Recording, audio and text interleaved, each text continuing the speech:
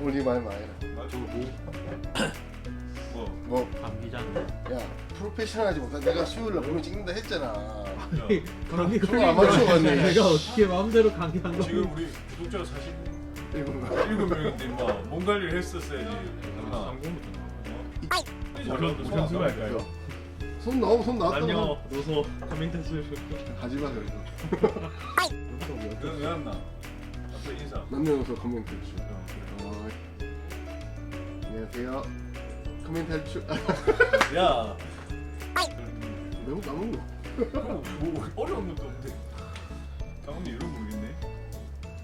인사 해도 되겠나? 네 하시죠. 남녀노소 커멘트 할 줄. 안녕하세요 김과장입니다. 안녕하세요, 신대리입니다. 안녕하세요 박주민입니다. 인사가 힘드네. AMD 보드 들어가겠습니다.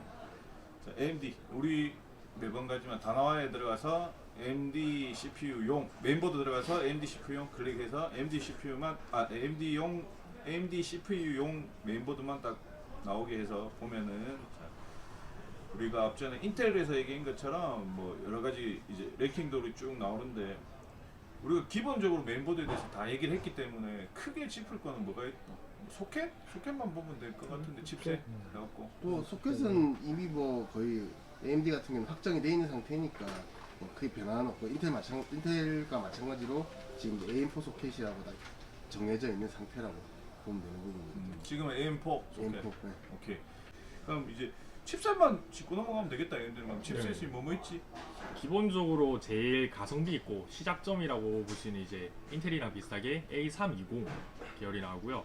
그다음에 A320이 그러면 인텔의 310 H310 같은 정도로 보면 기종이죠. 되겠네. A320이 많이 보이는 게 B450? 인텔이랑 또 비교해 줄 수 있는 이제 제일 많이 쓰이고 많이 이제 찾으시는 제품이죠. B450 모델. 그럼 뭐 제일 주력이겠네. 어떻게 보면 보급형 중에 제일 많이 나가는 거더라고요. 뭐 A320이랑 특출난 특징 차이는 뭐가 있어?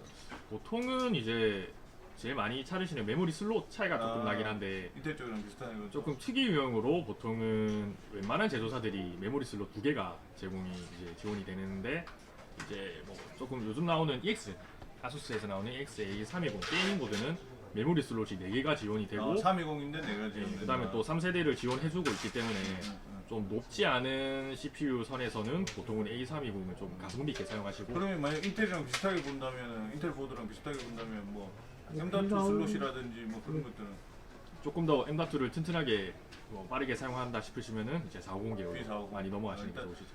저렴하게 맞추시면 A320으로 가시고 그래도 조금 쓰시고 좀 안정성 여러 가지를 생각하면 B450 딱 그렇게 부르는 게 제일 낫겠네. 뭐 일단 뭐 웬만 내가 좀 장비가 한 CPU 같은 경우 3600에서 3700 정도 되는 CPU를 쓰신다. 그리고 그래픽 카드가 한 뭐 2060 정도 쓰신다 그러면 뭐 B450은 뭐 필수적으로 쓰시는 게 전반적인 조합에서는 좋고요. 또 아무래도 뭐 기본형 보드보다는 특히 또 AMD는 보드에 따른 성능 차이가 많이 나기 때문에 보드에 대한 투자를 좀 아낌없이 하는 부분도 필요하십니다. 그러면은 AMD는 그러면은 보드에 따라서 성능 차이가 난다는 게 어떻게 받아들여야 되는 거지?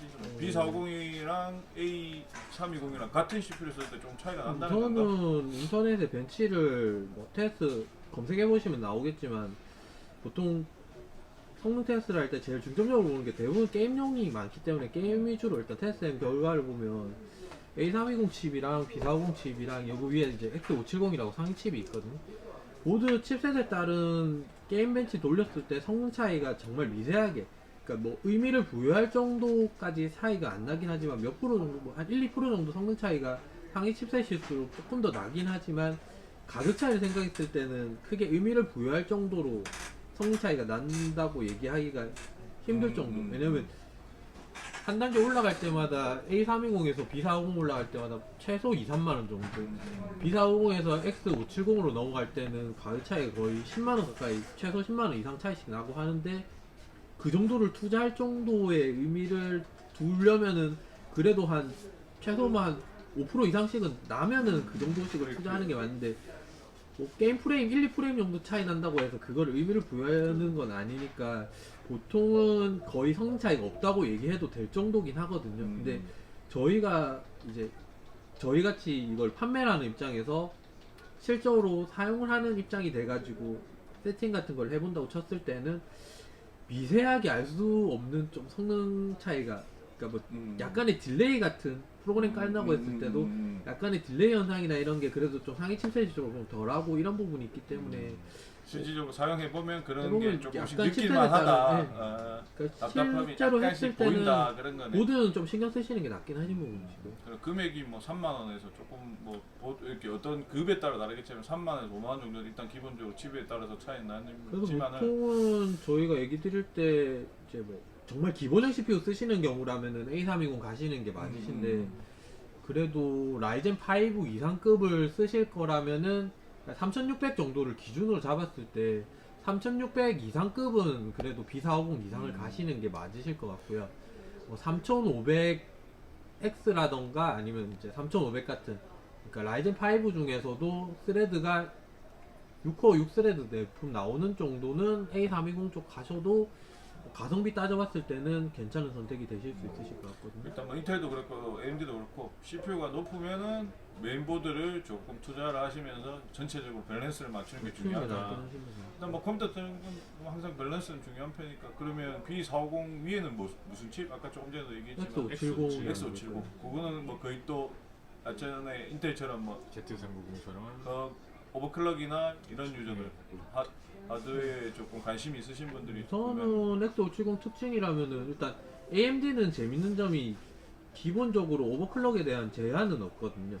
그러니까 뭐 B450을 쓰시던 X570을 쓰시던 오버클럭 자체는 일단 다 가능은 하세요. 근데 오버클럭을 하기 위해서는 기본적으로 전원부가 그만큼 받쳐줘야 되기 때문에 보통 B450들은 보급형으로 나오기 때문에 전원부가 실질적으로 오버클럭을 하시는 분들의 눈높이를 충족시킬 정도로 전원부 구성이 되어 있지는 않거든요. 그러니까 보통은 제대로 오버클럭을 하시려는 분들은 이제 X570을 가시는 부분이 있으시고요. X570 안의 특징이라고 할 만한 게 이제 PCI X 4.0을 지금까지는 그래픽 카드들도 그렇고 대부분 PCI X 3.0밖에 지원 안 하긴 하지만 향후 4.0을 지원한 장비들이 나올 것까지 대비하신다면은 뭐 X570 보드를 투자를 해놓는 것도 나쁜 선택은 아니실 수 있으신 부분이시고요. 일단은 AMD 보드 중에서 제일 좋다고 봐도 되겠네. 그러면 그게 좋지.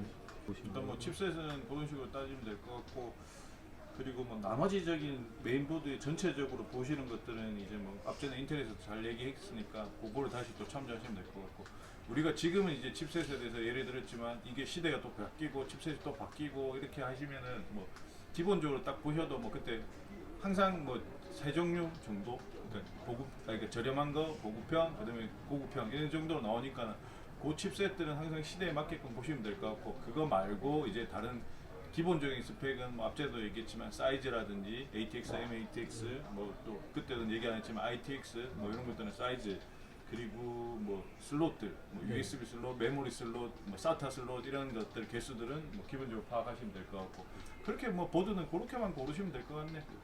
그리고 뭐 이제 추가로 AMD 보드에서 이제 얘기를 하면 AMD 보드가 사실 CPU에 비해서는 보드 성능들이 전반적으로 이렇게 좀 안정성이 많이 떨어지는 감은 있습니다.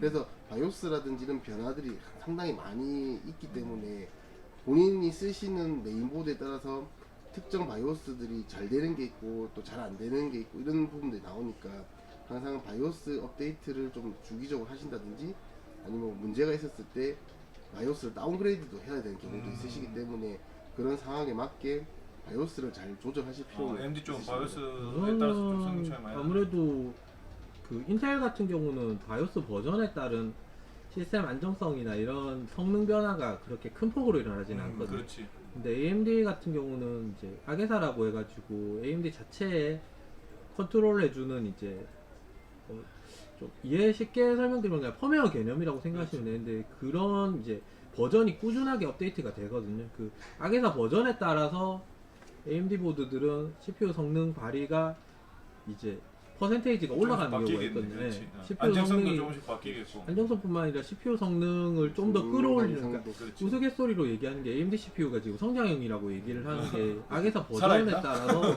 계속해서 성능이 올라가는 측면이 있거든요. 그래서 일단 AMD 쪽 쓰시는 분들한테는 권장드리는 게 윈도우도 가급적이면은 최신 버전으로 유지하는 게 나으시고요. 왜냐면 윈도우 10에서도 9버전에 비해서 지금 신버전 나오는 제품들이 AMD CPU 성능을 좀 더 제대로 끌어올려서 사용할 수 있게 되니까 윈도우 버전도 좀 신경 쓰셔야 되고 바이오스 버전도 좀 신경 쓰셔야 되고 인텔에 비해서는 아무래도 제대로 성능을 발휘해서 쓰기 위해서는 사용자가 조금 신경 쓰셔야 되는 부분이 많기는 하다고 보시면 우리가 옛날에 CPU 때도 얘기했지만 인텔은 뭐 일단 사놓으면 쓰는 동안은 별로 신경 쓸 건 없는 거지.